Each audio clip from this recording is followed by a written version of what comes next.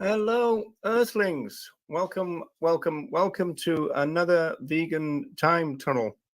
So, as we know, we're putting together an archive of interesting events in the history of the animal movement. And so, we had a heavyweight session last week when we looked at Leslie Cross. So, this week it's going to be a little bit shorter, I think. Also, a little bit more fun, probably as well. Because there's a little bit of a kind of amusing anecdote towards the end of this, really. I will say that don't forget, feel free to comment. Andy is working hard in the background, and he's there ready to put your comments up on the screen, and hopefully I'll see them, but we'll see how it goes. It's an imprecise kind of way of doing this. So let's get rid of that. Okay. And also don't forget, folks, if you're watching live and you're watching on anything other than my YouTube channel, then if you go to my YouTube channel, that's the best place to have the best conversation, because we will be able to see your comment if you comment on Facebook, for example, but you won't be able to see anybody else's comment apart from your own. So that's the difference there. So that's us all set up, I think, for another time tunnel. So welcome along.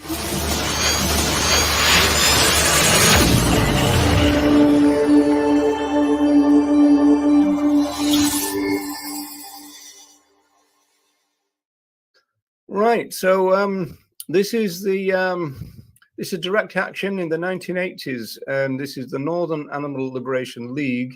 And the reason I've put 22 flat batteries is the fact that I normally call this the Battery 22.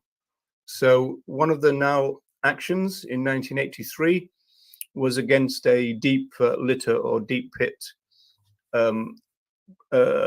laying unit, and so some people were arrested, myself included, and we ended up being called the Battery 22, so hence the name. But really, we're talking really about the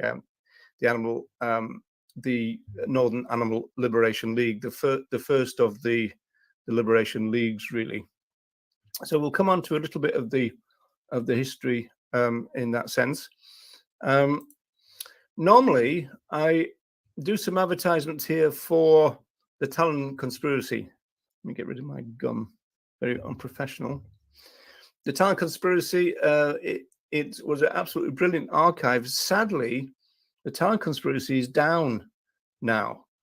And so I've had to be scratching around getting little bits hit from here and there, because it all used to be there. Kind of took it for granted, really, which was a shame or a mistake. So the Talon Conspiracy is down. Now their Facebook page is still up, and there's still quite a lot. If you go into their photos, still quite a lot there, but nothing like what was in their website. So I still haven't found out why they're down, but it's a real shame that they are. We'll have to try and kind of get to the bottom of that. In fact, oddly enough, they didn't have a great deal about the now. No one seems to have a great deal about the now, and there's not a lot out there. There's just little dribs and drabs. They had a couple of booklets from the 80s, and that was kind of just about it. This was one of them. As you can see, it's virtually unreadable on the screen. And again, in terms of quality, it's better on the Facebook page anyway for some reason. But this is actually a page which has a report about the Battery 22, but you can't see it, unfortunately. So there you go. We'll move away from that. So Northern Animal Liberation League, then, it was operational by about 1980, fully operational. You could say that it came into kind of being 79, probably. And it was virtually destroyed by 1985 because they got involved in a big trial because of a raid. And their kind of policies kind of changed a little bit, and things went a little bit sour for them. I'm getting quite a lot of material here from this book. here, which is Against All Odds.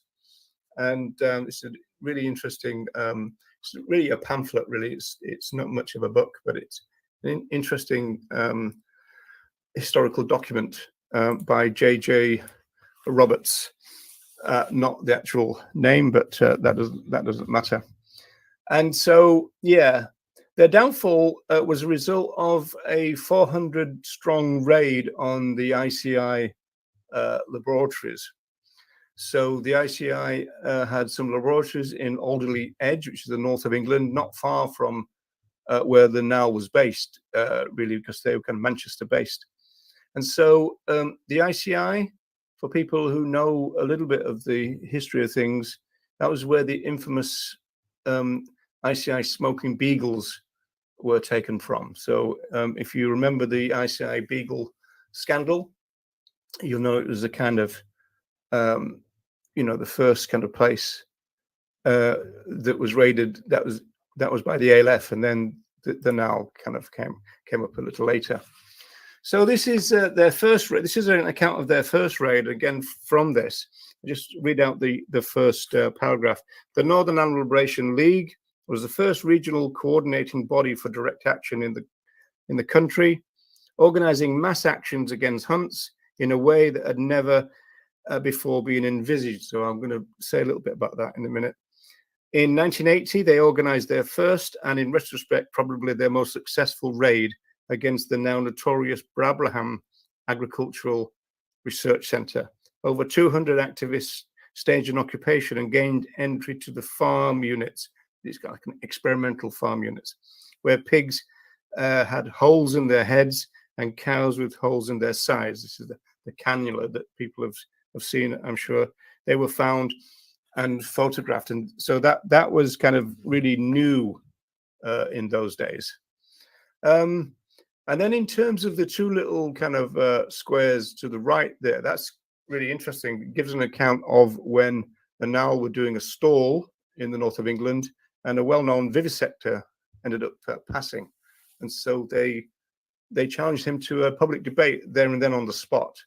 And apparently a crowd kind of gathered as it proceeded, and they did have to escort him away after a while, because he was arrogantly suggesting that he didn't have to account for his actions to the public, even though it was in their name. And then another part of the NAL philosophy is that bottom part, talking about the fact that the idea was to gain information, but then show it around, because this was a real kind of expose time. There wasn't a lot of footage in these days, and there wasn't a lot of documentation in these days. This was pre-internet, of course, and so getting kind of footage was really kind of important. The NAL were also featured at the end of the Animals film, the regional one in 1988, and I'm going to show you just a little clip from that. Animal lovers, we respect animals. We respect our neighbours. We don't love our neighbours. We respect them. We respect their right to live. Okay, that's very short, so I'm going to just play that again, just in case you didn't catch it. We're not animal lovers. We respect animals. We respect our neighbours. We don't love our neighbours. We respect them. We respect their right to live. Indeed. Right. So back to the PowerPoint. What the NAL was really about was they insisted on kind of mass militancy, and they argued that the mass part of it was much more effective than individual and small-scale direct action, including hunt saboteurs, as we said. In fact, one of the NALAs, we used to call them NALAs, one of the NALAs used to say to me that it was a lot better to go out against a hunt with, say, 150, 200 people once a month or every 6 weeks, rather than every week or even several times a week, because you could actually shut them down with that amount of people. And, so their thing was always about mass actions. What the Talon conspiracy said about the NAL, unfortunately you can't check it out now, but they had a quote saying the NAL had a tendency towards anonymity for the sake of rejecting big egos, which was kind of part of their policy. So not really sure how they would have coped now with, you know, today's idea of celebrity vegans and this kind of stuff, because that, you know, back in the day, none of that really existed. One thing that was often the case was that the ALF and the NAL clashed in terms of strategy. The NAL slogan, as you can see here, so on the screen you've got the NAL mag, and then just to contrast it, you've got the Target mag from the Southeast Animal Liberation League, and so they were probably ultimately even more successful than the NAL in the end. But if you see on the NAL one, it says "over the fence when they least expect it," and that was their slogan. Get a lot of people into animal use facilities and do so in the dark, in the daylight. In fact, they were very critical of the ALF, and they kind of classified the ALF as creeping around in the dark at night, and they weren't into that at all. Some of the activists did kind of bridge the gap between the NAL and the ALF, and I was kind of one of those. And it was just then a question of adhering to the policy of the group when you were with one rather than the other. For example, the ALF globally always had some kind of policies which were based on three things. One was rescuing other animals from places of their exploitation. The second was to cause economic damage to the animal user industry. That was often called economic sabotage. And then the third one was that no action should harm any animal, human or non-human alike. And so that was the policy of the ALF. But for the NAL, the big emphasis was getting information about animal use and getting documents or film or photographs. And again, we're talking about pre-internet. And so their policy was to get in, take a lot of people with you, and get evidence, but do minimal damage. The ALF was different. They took small groups into places, and they had the attitude that, well, if you've gone to the trouble of getting in, you might as well smash the place up. And so if you get onto a laboratory, for example, which would be full of computers, then they would smash them up to make them, you know, not being able to function for several days afterwards. Then the NAL had a different attitude. Another part of the NAL policy was that they thought that by taking a lot of people into some place, this had an educational benefit for the activists as well as the public. So the activists would obviously bring out the material, but in terms of the activists' experience, that was really important.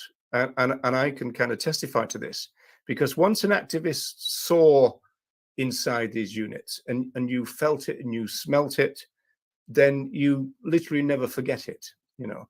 And that's really kind of really useful in a way, because if you then experience the usual thing from vivisectors or farmers, you know, we've got the best welfare in the world and all that kind of stuff.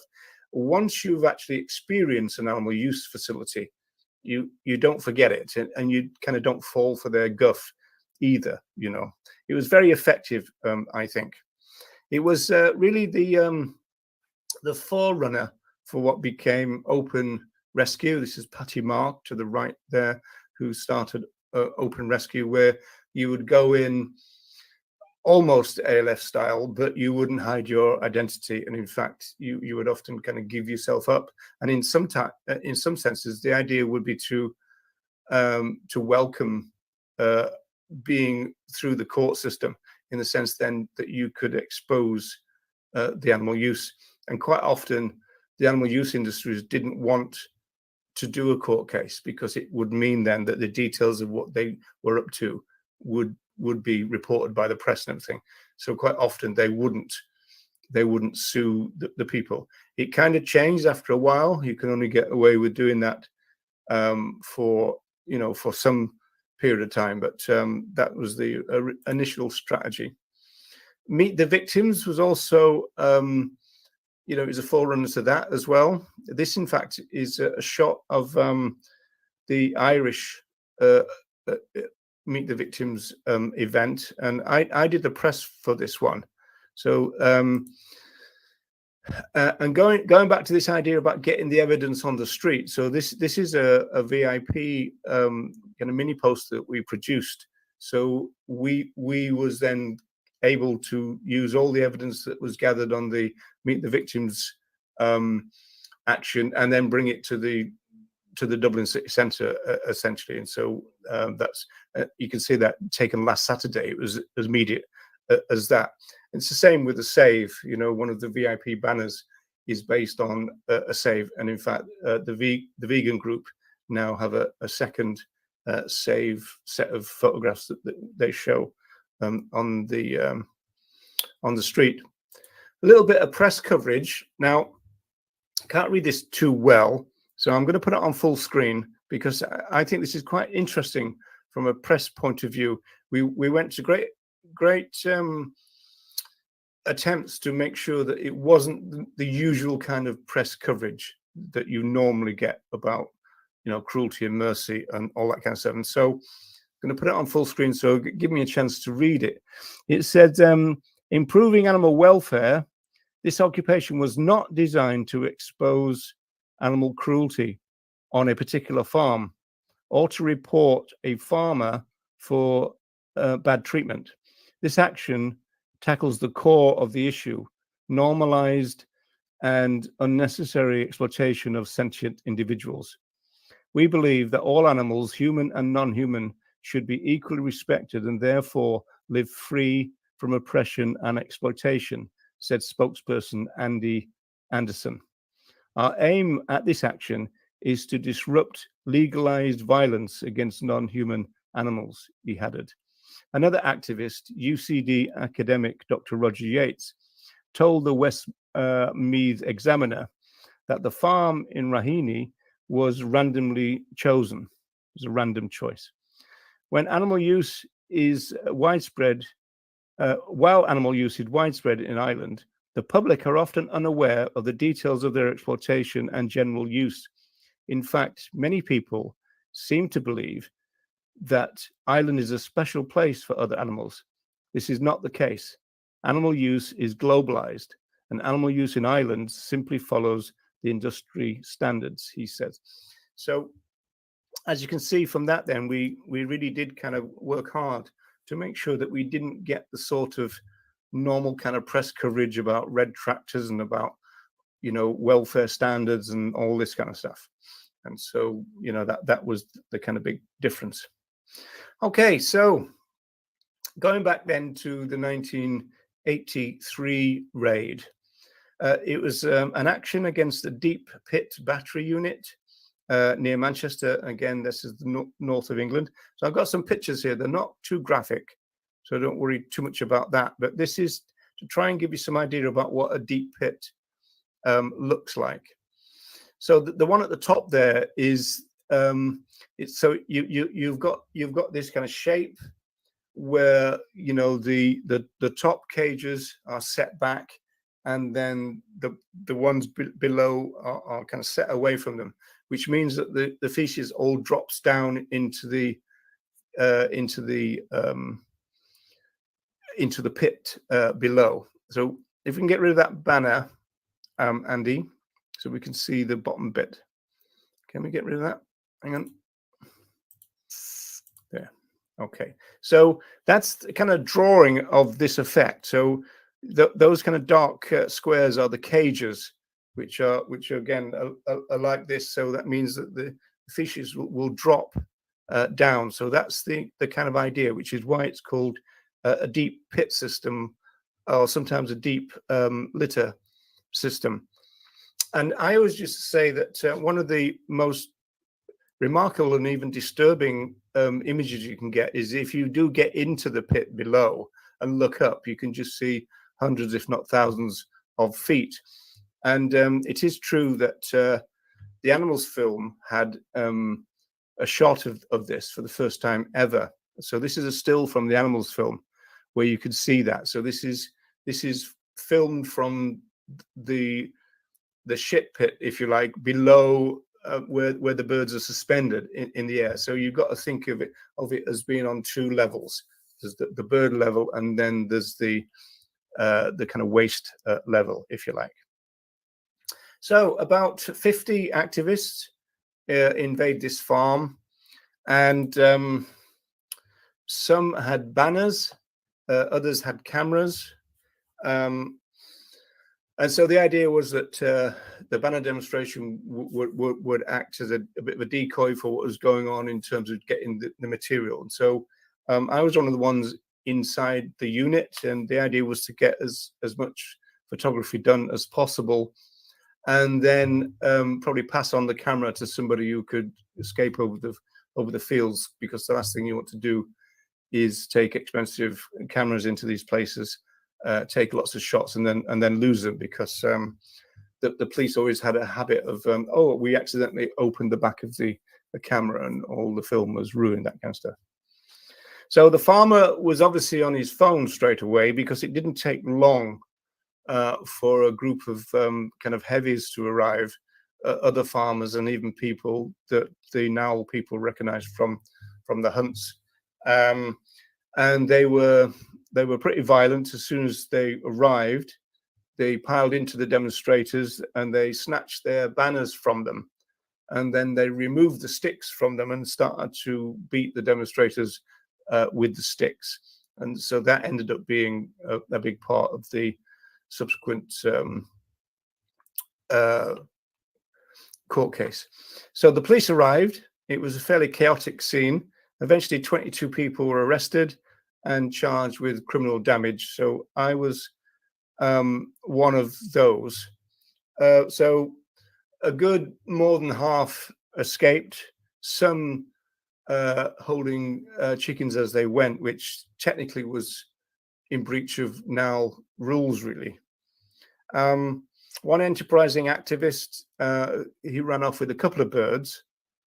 He got them home and made them comfortable, had a bath and put on a suit, and then returned to the police station where we were being held, and pretended to be a solicitor's clerk so he could get access to the cells, just to kind of make fun of us, really, kind of, haha, you got caught and I didn't, you know, that kind of thing. Of course, as usual, in the cells themselves, we were offered egg sandwiches. You know, the police thought that was a funny joke, of course, and all of those obviously were refused. And then we were eventually bailed, and then it was off to court a little later. And so, in terms of the thumbnail for today's time tunnel, I had a picture of somebody dressed up in a chicken suit, because what we did at the beginning, we mentioned the vivisector and the mock trial, as it were, or the public debate earlier on. But what we had held a mock trial before we went into court that morning, and so we were just outside the courtroom across the way in a little park, and quite a few journalists turned up, and I think we ended up on the midday news as well. So I was the judge in this mock trial. There's a long-term vegan, John Page, who we're still in contact with, and he's lucky enough now to live in a beautiful place in Scotland. And he was the one dressed up as a chicken. And so the charge read out was that he was charged without regard for the law or for good taste, in other words, running around the town with feathers missing, etc., and a floppy comb.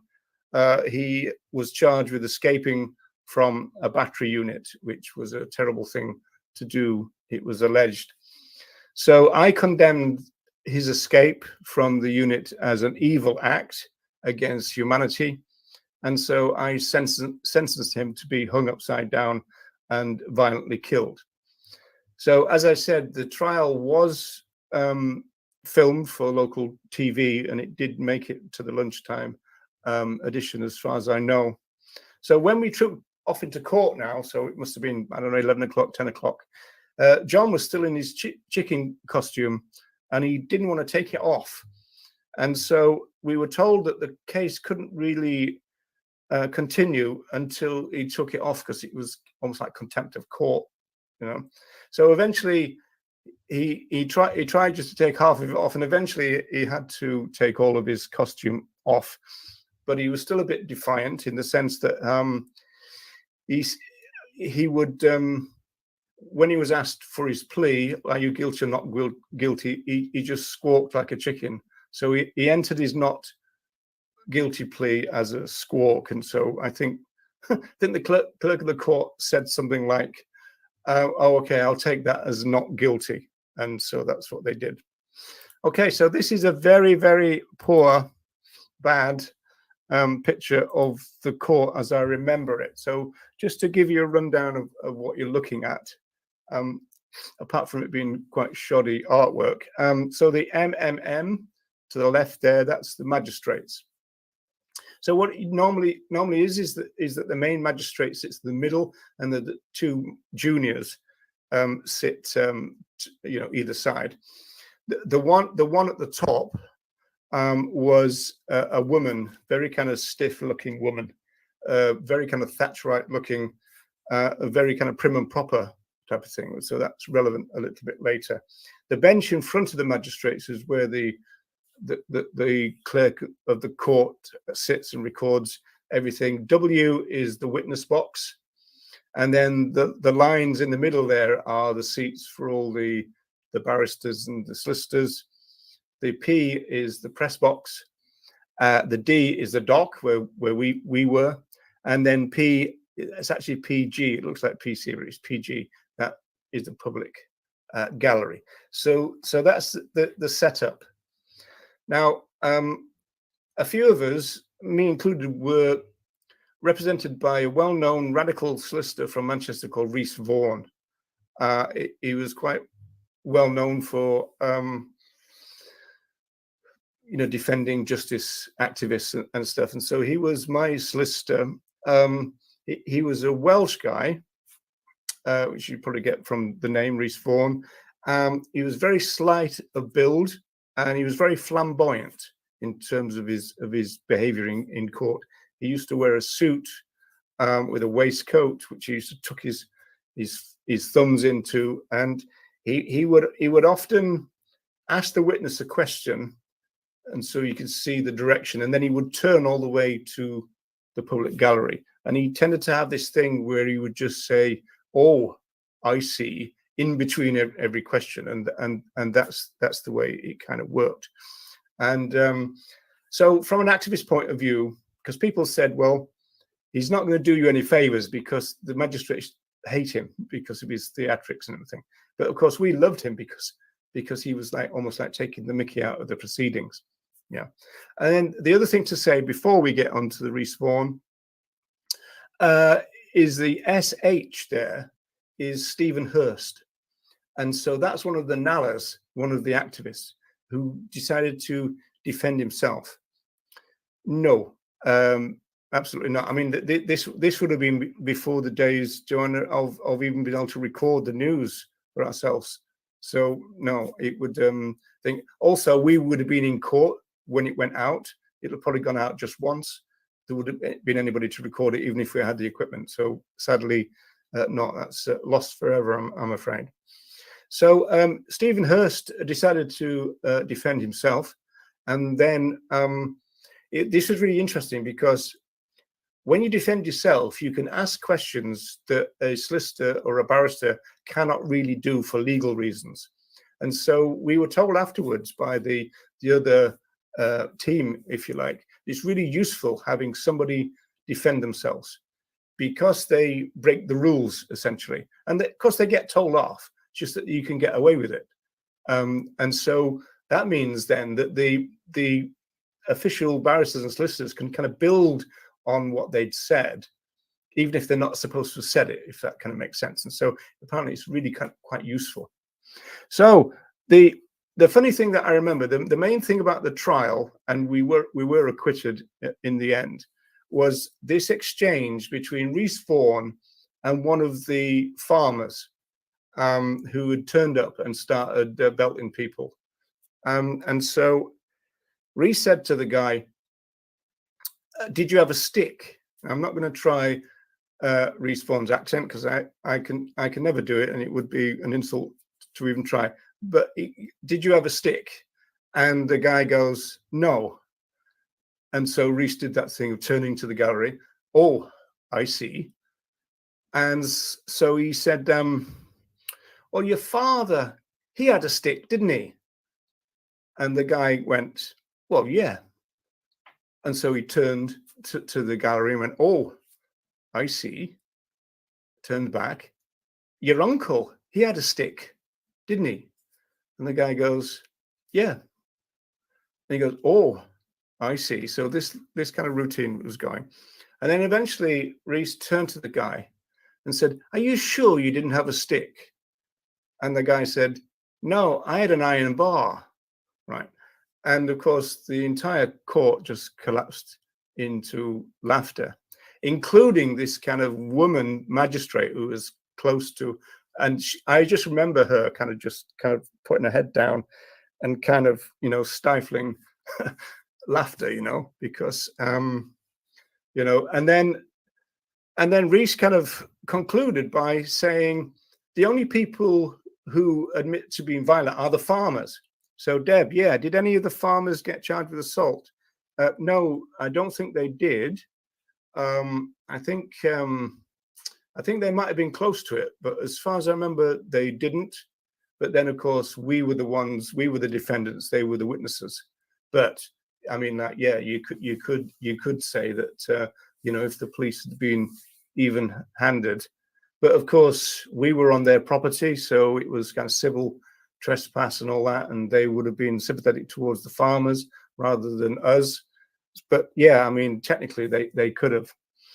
Oh, my screen's just gone blank. Hang on, I'll bring that back. Okay, so people, that's about it really. So that's the battery 22, or the flat batteries as we call it. And that's a little bit of a history of the Northern Animal Liberation League. And if you look for this book, I can't remember where it is now, but all right, here we go. Now Thinking on Policy was to inspire the formation of many new non-aligned animal rights groups and spawned the Western, Eastern, Central, Southern, and most importantly, the South East Animal Liberation League.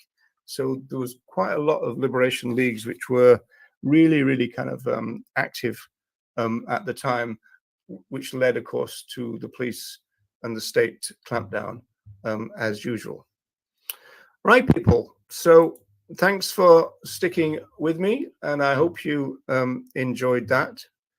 And we shall be back next week for another time tunnel. Thanks a lot.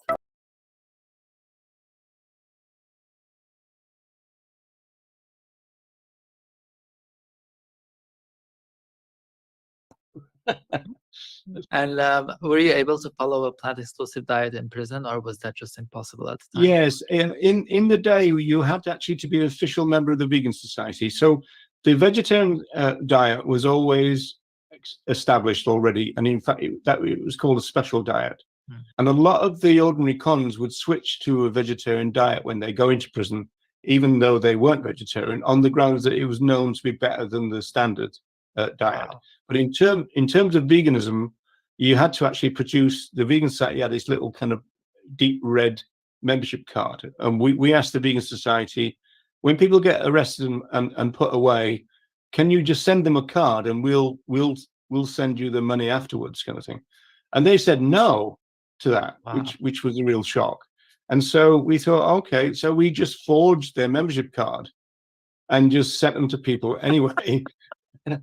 And then Ronnie was saying that a lot of people were influenced to kind of go vegan because of him in prison, and so in the end, he always claims that the Vegan Society was a large criminal organization in Britain for a time, because suddenly you got all these people committing these terrible crimes becoming members in order to get the vegan diet, you know. Wow. It's all a bit weird. I don't think you have to do that now. I think you just state it now, I think, rather than having to prove it, as it were. In my prison, you used to have to make an application in order to make an application. So everything in prison is slow. People move slow. You slouch around. You walk around slow and all that, and everything is slow. And so to get anything done is almost a nightmare. It just kind of slows everything down, which in a weird way kind of helps people deal with their time, I suppose.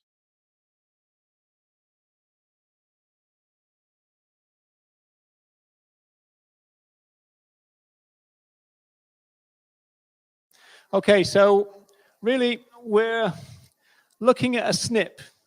We're going to try and lift the lid on the title. How do we become animal-loving animal users? Try and lift the lid on that. We can't really delve into it too much, but this is a little snippet then from my research work. And you can see it there on the top there, particularly a chapter called The Species Barrier Maintenance. If you'd like to actually read that, the easiest way to get into it is if you Google Roger Yates social construction. Usually that comes up. Obviously, I'm going to be showing you a PowerPoint and just picking out a few texts from that, just a few highlighted things. So if you want to see the full one at the end, if it's intrigued you enough, then if you email me, roger.yates@ucd.ie. UCD is the University College of Dublin, so that's where I'm an occasional lecturer.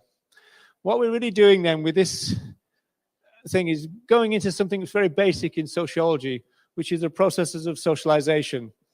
Although it's a basic concept within the discipline, as you can see here, it can get quite complicated. These are the agents of socialization. We'll be sticking really to the bit at the top in the middle there, kind of family socialization.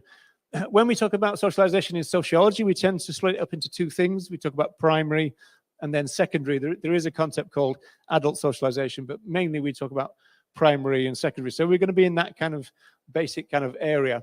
What we really mean, though, because we make some big claims about socialization, is it's the process by which we become members of society, how we become citizens. It's how we learn the norms and values and the attitudes of our society. There is an aspect to it, though, which is the fact that we learn to conform to those norms and values as well. And in fact, sociologically, one interesting thing is that most people are conformists in a sociological sense. We tend to conform to basic ideas of our own society and our own culture as we're born into it. Even people who self-identify as radical, if you, as it were, scratch between the surface, you'll find that there's quite a lot of conformity in their basic core views, which they learn as children. The top left there, you'll see that's the secondary socialization, people like McDonald's. These are the corporations. Bottom there on the right, that's gender socialization. And then the one on the left there at the bottom is a very kind of basic traditional idea in sociology, the idea that social institutions are pouring the norms and values of society into the heads of children. And that means, of course, that socialization is a generational thing. Our norms and values of society are transmitted generationally.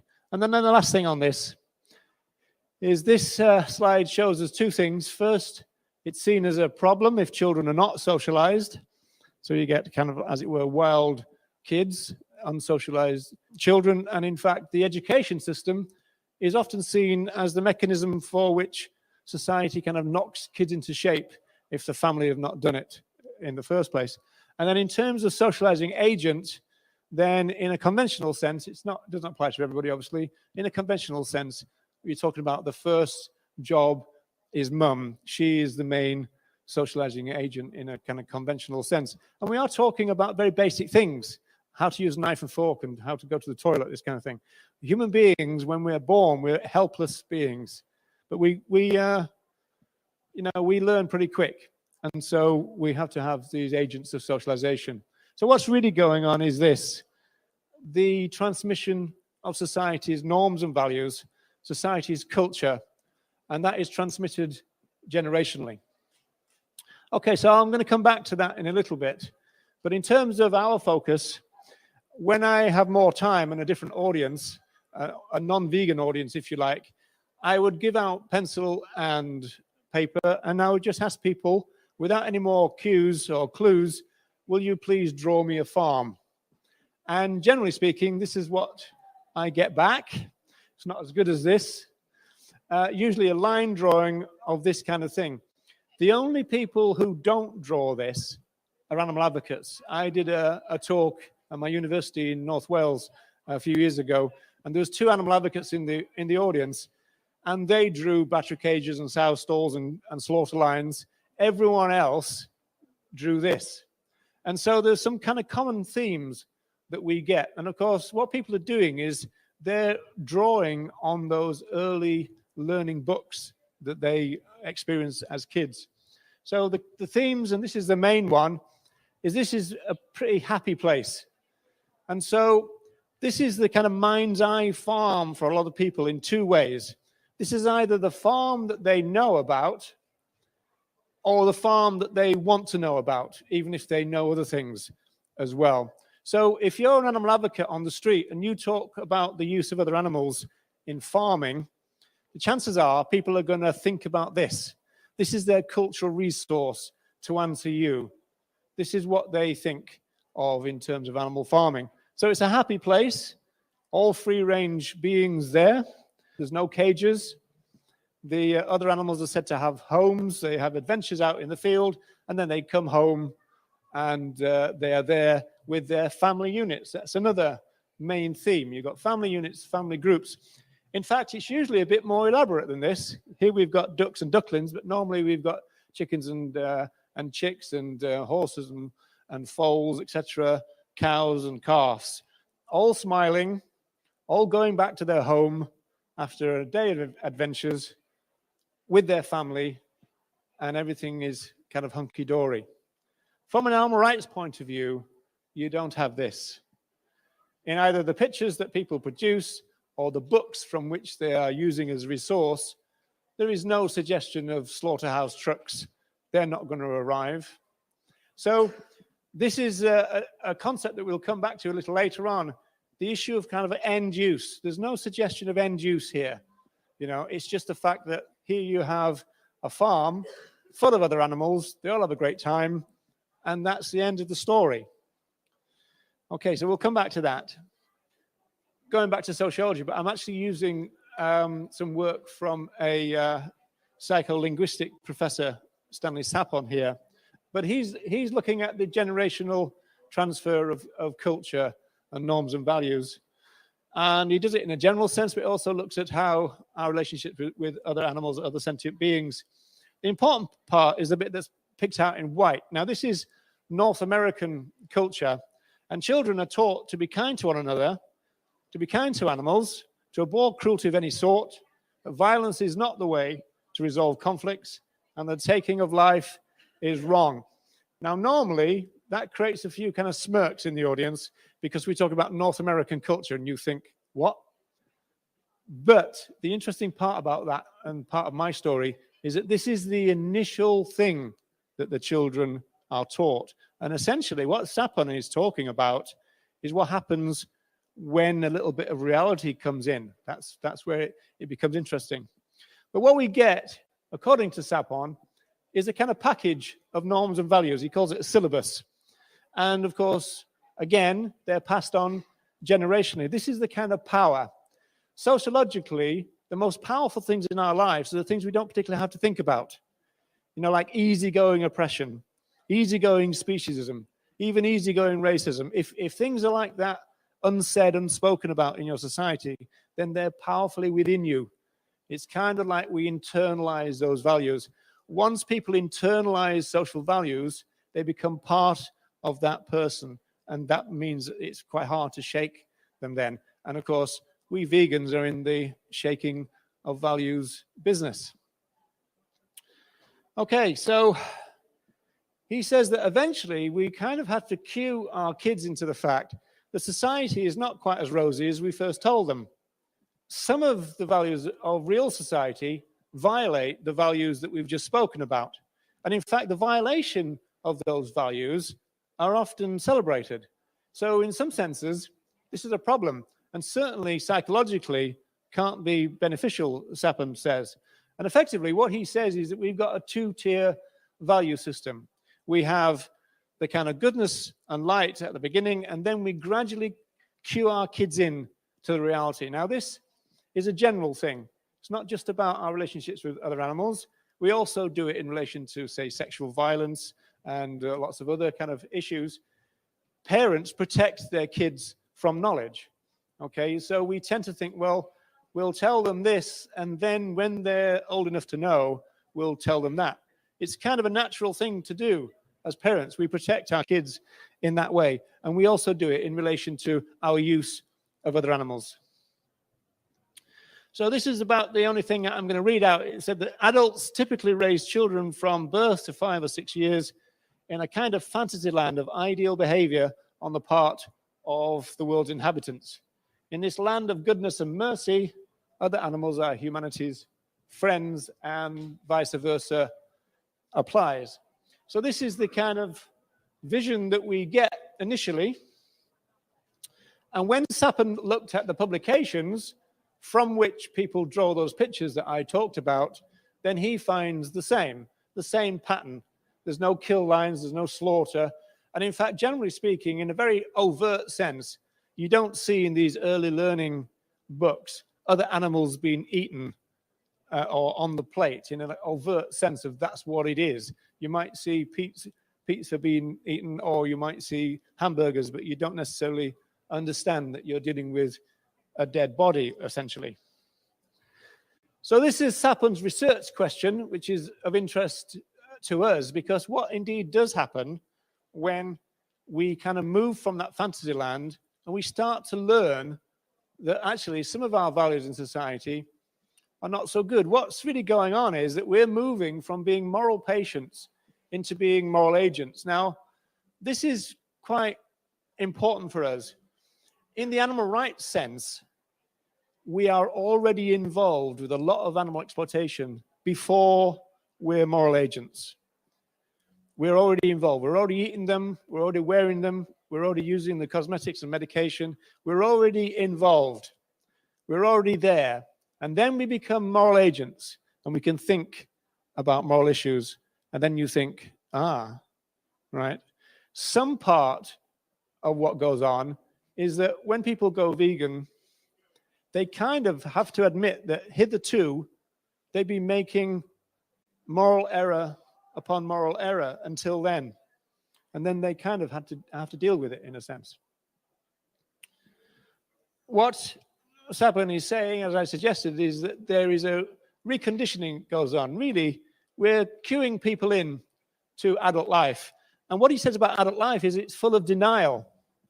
Now, one thing we do know about human beings, there's an extensive literature on this, is that we are very good at denial. Going all the way back to Freud and onwards, we are very good at denial. We know how to deny things. There's lots of cases, some very disturbing cases where people do things and then they deny that they've done it afterwards.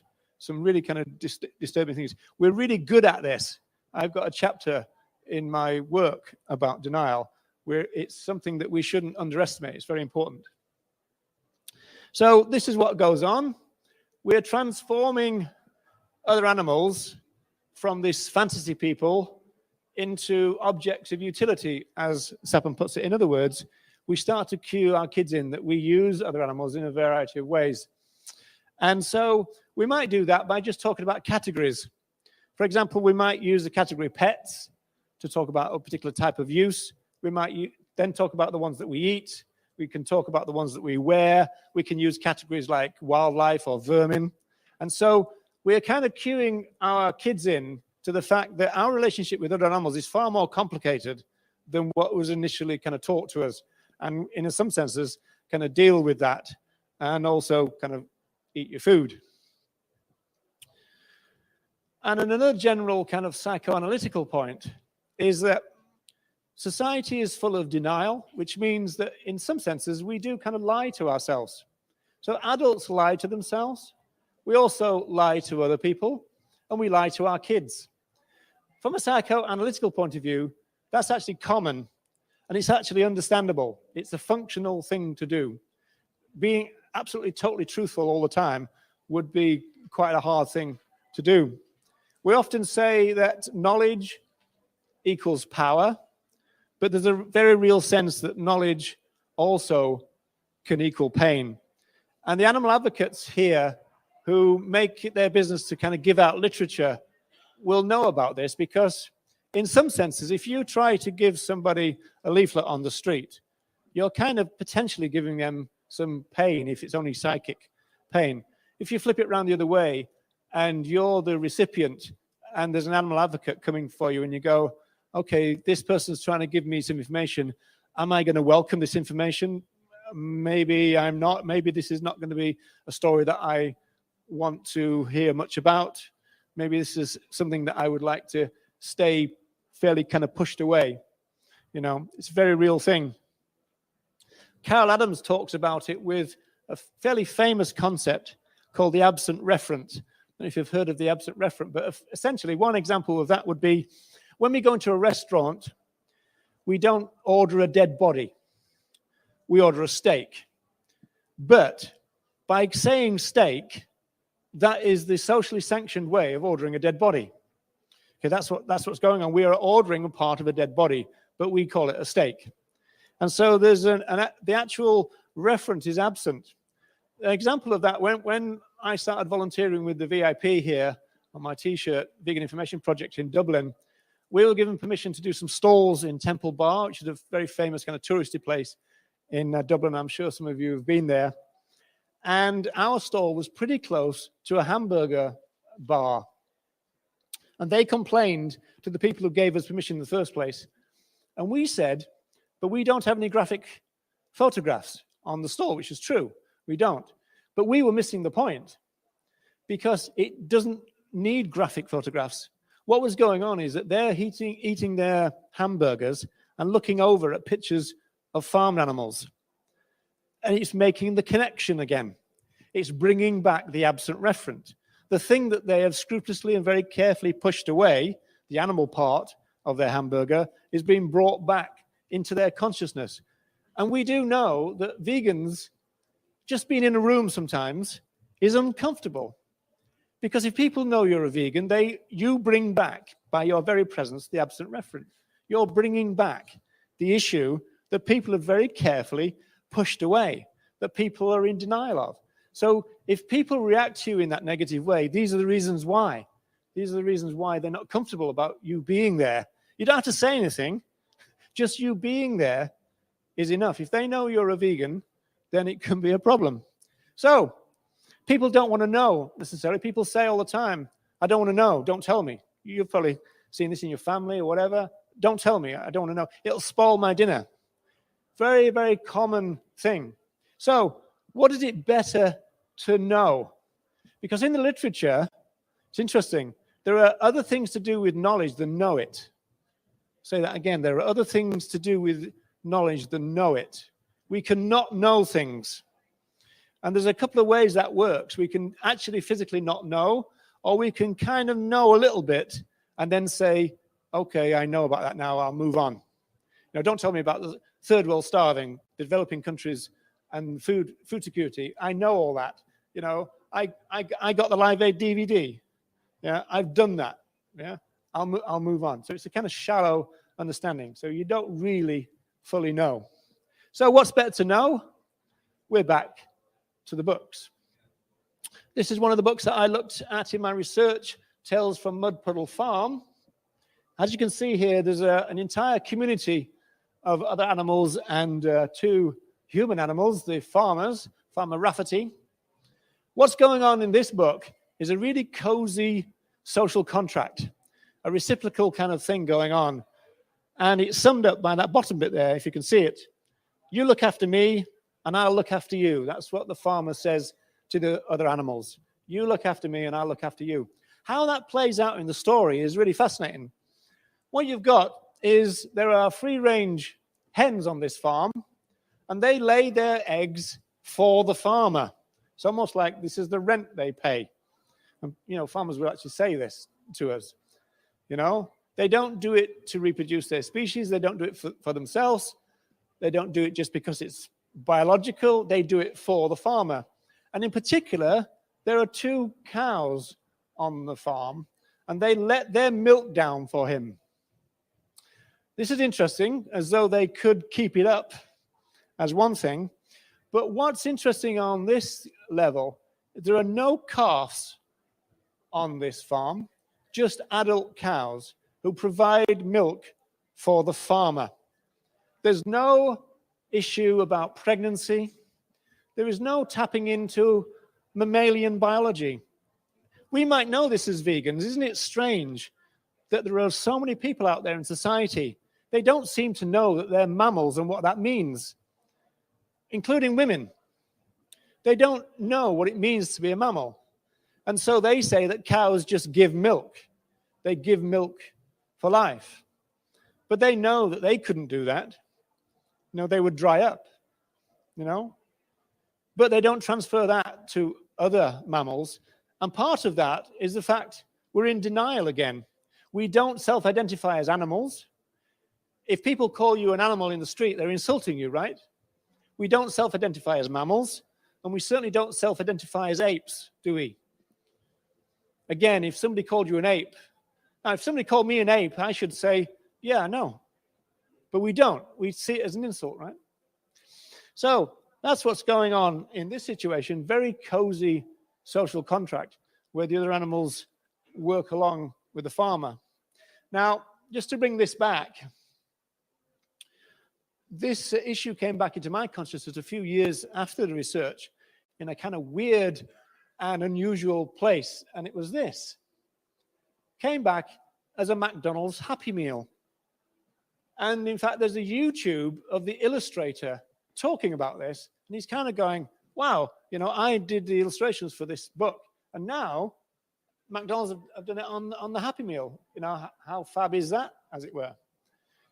But I was thinking, wow, there's a bit of a disconnect there, isn't there? You know, somebody draws pictures of happy animals, and now there's bits and pieces of animals in this box. But in fact, it is actually quite easy to think about. And the real key to it is the word happy. So we've got other animals on happy farms, and what better to perpetuate this myth than that they find themselves in a happy meal? So everything is happy right from birth to slaughter, which is never mentioned in the first place. So it's not particularly difficult to think that these other animals find themselves on the cover of a McDonald's Happy Meal. It's not as shocking as we might initially think. Okay, this is some other, just to finish off really, some other publications that I looked at. Some of the very basic ones are really kind of getting the kids, you know what they do, you get the kids to, what do animals say? You know, what does a cow say? What does a dog say? That kind of thing. However, the narrative of these books can get quite complicated fairly quickly. The one in the middle there, Nubbins and the Tractor, that's a fascinating book. It's about animal property.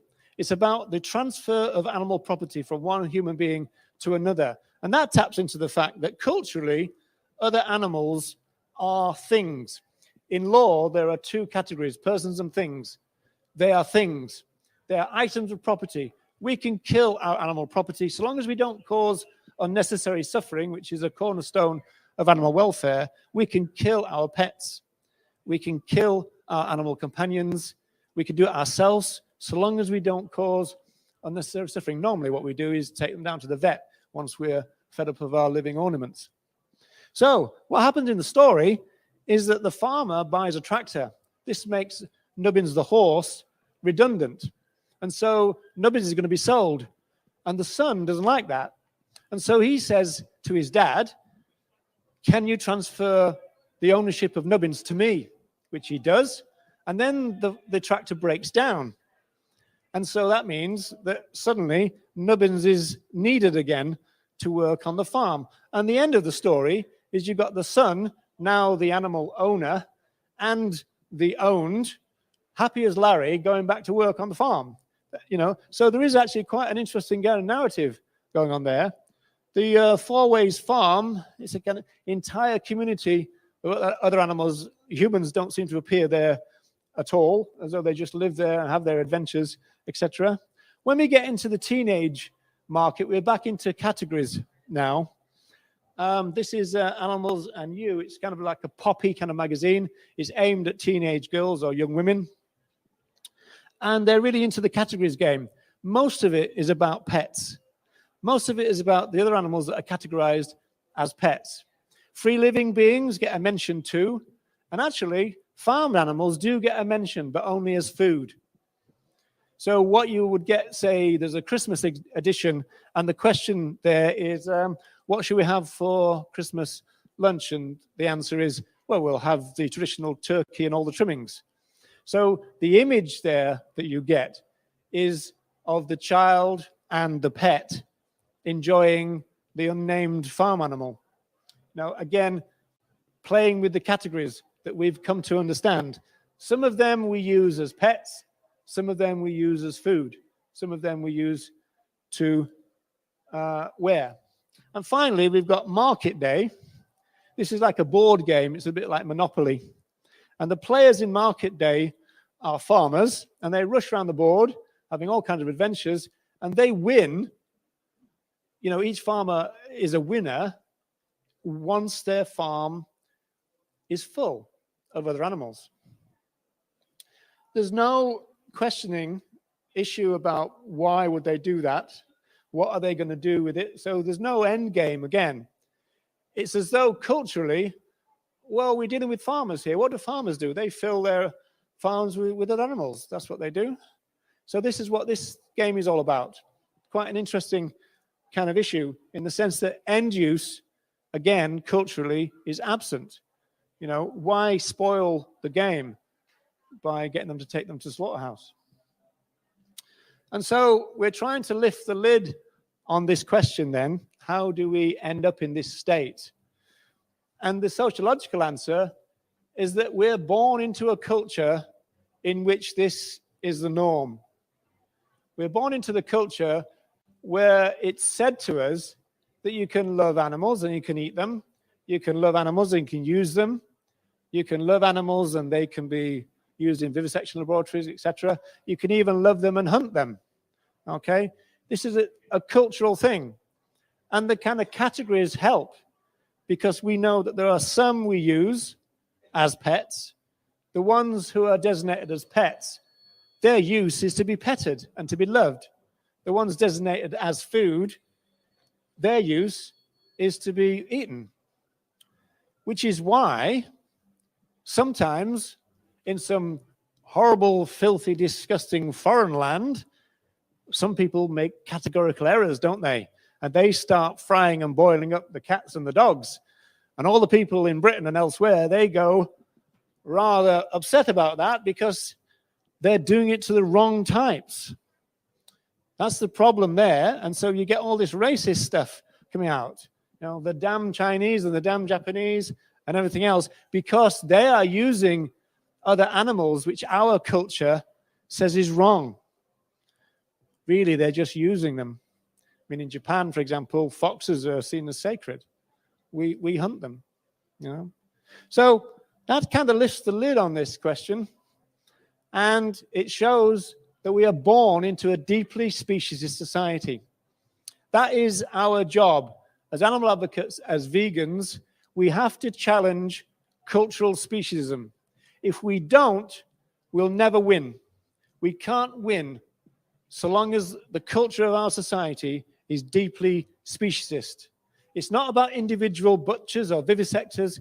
It's about the culture. We have to find a way of shifting the culture to make it not acceptable anymore to teach our kids that they can be animal-loving animal users.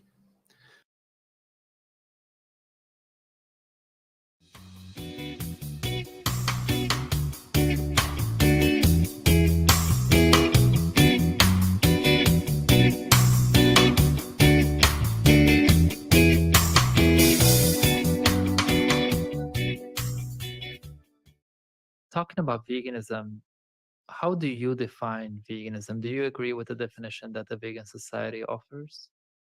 Oh, I don't like it too much, although it kind of covers everything in a fairly moderate sense. I always go back to the people who started the vegan social movement, and I also have the caveat that I'm not saying that these are the first people to either eat plant-based or to care about other animals, but they were, as far as we know, the first people to come together to actually deliberately make a social movement. And they also named it. They named it veganism. And so they stand out for that reason alone, really. So I go back to some of the things that they said. For example, you know, that it's about the opposition to the exploitation of sentient life. That was said in 1945. You know, so it was an expansive, justice-based idea. And I think the way to get your head around that, if you like, is to remember when it was formed. It was formed in the last years of the so-called Second World War, right? And so this global conflict was still happening. And so they saw veganism as part of the peace movement. They saw it as part of nonviolence. They even used phrases like peace aims. And so I summarize it really as a justice for all movement. They thought that veganism was part of the moral evolution of humanity. They thought that, see, another thing we've really got to do, even my generation, who wasn't in the war, and certainly yours, Seb, is the fact that they lived through 2 world wars, these people. And Donald Watson said it was an absolute shattering experience. He was a conscientious objector. He refused to fight. He said he wouldn't kill anyone, whether they were human or not. And so he was punished for that, as they were in those days, you know. But it was right there. They were learning about the Holocaust. Still yet to find out about Hiroshima and Nagasaki, ironically, but they were learning about things like the Holocaust. And this news for them right there on the spot, you know, happening right there, was a real shock to them. Now, for us, it's just something that you read in books and see in movies even. Yeah. Right? And so I don't think we understand the visceral nature of what it was like. And so they did really see veganism as getting us out of a moral trough. All right. And they said time and time again, I mean, Watson said that veganism was the only movement that can save humanity. They made massive claims like that. Kathleen Janaway, one of the pioneers, she said that if we can solve the problem of veganism, it will solve the problem of poverty and war. That they thought about veganism as a really massive idea. Yeah. And a lot of that has gone now from the movement, that this kind of huge kind of idea that if vegan values came in, it would be absolutely amazing world. Watson said that if the vegan ideal came in, it would be the biggest peaceful revolution in the history of humanity. You know, that's the kind of claims they made about it, you know? That's really, I mean, yeah, it's powerful. And I do think that if we want to really get rid of all discrimination, exploitation, then we should start at the root, which is, in my opinion, speciesism, because it's one of the first, if not the first type of discrimination that you learn, the idea that this individual looks different or thinks different, therefore you have a certain right over them. I mean, that's the basis of discrimination. Yeah, I agree with that. The term vegan originated in the 1940s, and it's connected with an English person by the name of Donald Watson. And from the very beginning, what was the core of veganism? It was a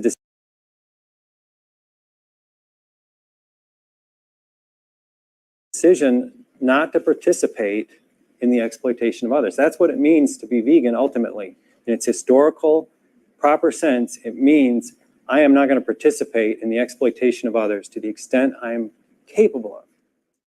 Yeah, I've read Tom Reagan. I mean, one of the most interesting things about the animal rights movement is that most people who claim to be animal rights activists are not, because they don't believe in animal rights, because they're doing this for utilitarian grounds. They've read Peter Singer. They think it's about you know, minimizing suffering. That's not what rights are. Like, to have a right to something means you have an inviolable, impenetrable claim. This is a tweet sent in by a farmer.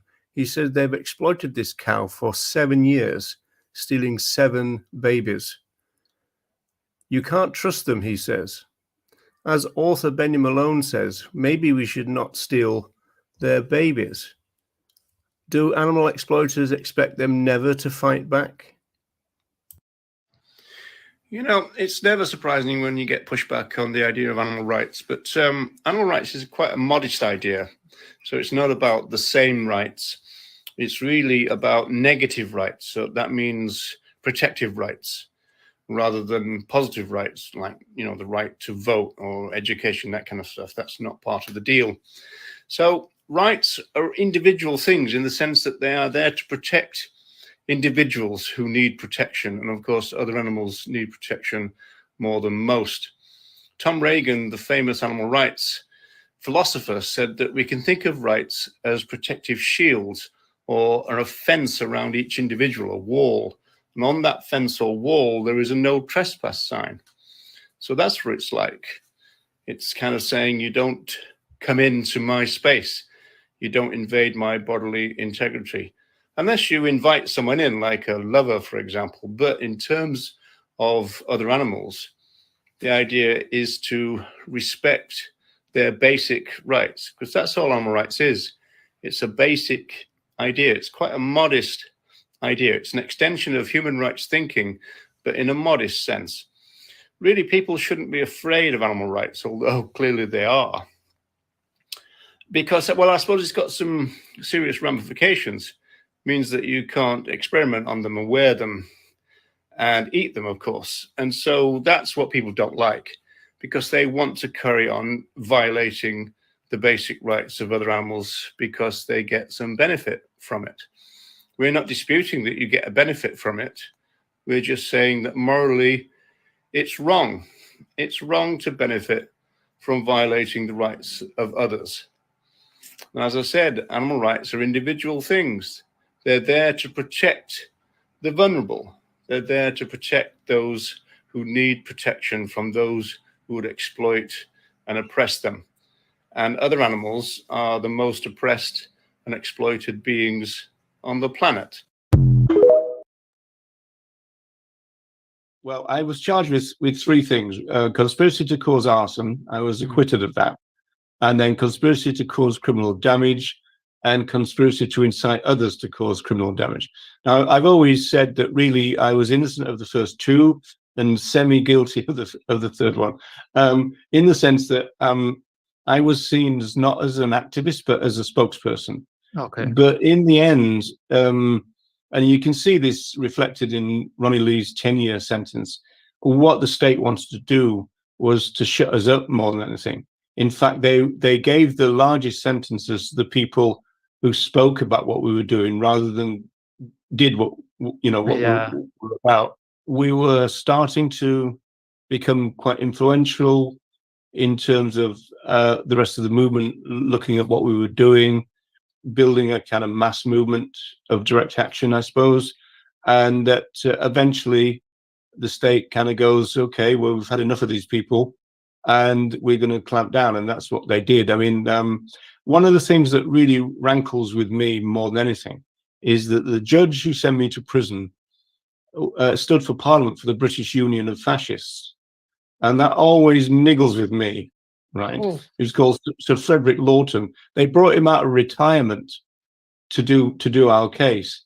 He would arrive at court in Sheffield, in Yorkshire, every day in a bulletproof car, right? And he had two heavies with guns stood next to him in the dock, and so it was very, you know, I was thinking, well, you know, this guy, you know, do you stand for justice and non-violence like I do, you know, but you've got the power to send me away. And I always found that really difficult to accept, to be honest, as you would. A brief introduction to the history of the vegan social movements. So whether you're vegan or vegan curious or just curious, then hang on to your hats, because the journey into the history of the vegan movement is full of surprises. For example, did you know that the vegan social movement was born during the Second World War in 1944? The founders of the vegan movement lived through this terrible conflict. It's hard to imagine what they went through. Some said that they found the experience shattering and shocking, and they thought it revealed the fact that humanity was in crisis. Therefore, before the end of this conflict, the vegans declared peace. They invited people to include veganism as part of their peace aims for the future, because they saw veganism as part of human moral evolution. And they said this is a crucial and necessary part of the future.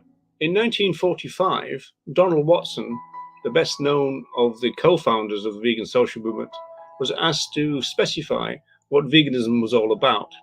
He said it was about opposing the exploitation of sentient life. Watson went on to describe the vegan movement as the greatest cause on earth. And why so important? He said because this movement was the only one that could save humanity.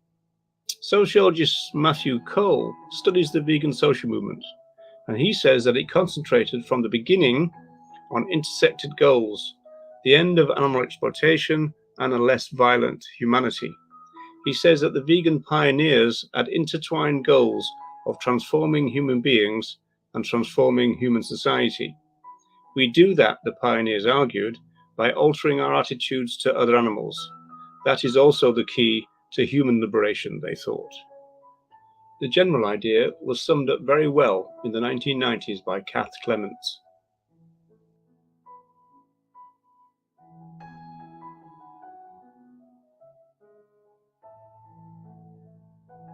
One writer who greatly influenced the vegan social movement was Leslie Cross. He also helped to develop plant milks, along with an entrepreneur and business person called Arthur Ling. Cross developed a position I call focus and scope. This is an important kind of debate and aspect of the modern day vegan movement. Cross said that veganism was about abolishing animal use, but that's not the full concerns of vegans. Cross said clearly that vegans are on the side of the liberators. He says in a vegan world, there would be no hunting, no vivisection, no animal agriculture, and so on. He said in 1951 that the idea is not to make the human use of other animals more tolerant, but to abolish that use. He said that veganism was not so much welfare as liberation. However, Cross maintained that veganism includes what he called a second broad aspect. This second aspect is where the idea of human evolution comes in, the moral evolution of humanity. The idea is that as we liberate other animals, we liberate ourselves. Indeed, Cross suggested that the benefits to humans would be difficult to calculate. They're so great. Now, right from the beginning, the role of several women were very important in the development of the vegan social movement.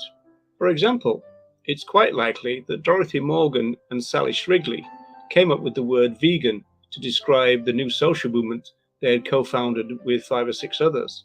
Sally Shrigley, along with Donald Watson, had asked the Vegetarian Society whether they'd be willing to have a non-dairy section. The Vegetarian Society refused, and so therefore, within a few weeks, the vegan movement was born. It's often suggested that the word vegan comes from the first 3 and the last 2 letters of vegetarian, which has led in recent years to this rather unkind slogan being born. Shrigley became the press and minute secretary of the Vegan Society and served the society for a full 33 years. It's said that she was an idealist, just as with the other pioneers, they were called anti-establishment. In a way, they had to defy the norms and values of their society because the vegan social movement pioneers, they were virtually all told that they were going to die. And that was by people like doctors and vegetarians that knew them.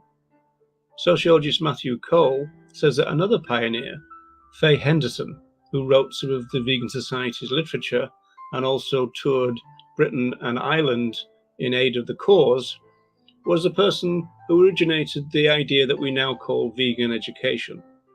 From 1946, the vegan movement was writing about famine and human food security issues. By 1948, Faye Henderson was suggesting that things were so serious that humanity was threatened. And she developed a theme which was a concern for many years of the vegan pioneers, and that was the quality of the soil. Henderson wrote, "Give and take is a good rule in all phases of life, and it especially applies to our relationship with the soil." This concern about the soil is also contained in one of the most powerful statements by any of the vegan movement pioneers. In 1964, Eva Batt produced a booklet called Why Veganism? and she said that veganism was about a way of living which avoided exploitation of human and other animals, and indeed of the soil. Modern day vegans will know that the dairy industry want only cow milk to bear the words milk. This was an issue right back in the 1960s. The vegan pioneers were already engaged in it.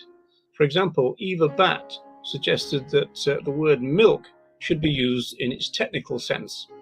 She even argued that butter made from cow milk should be called cow butter.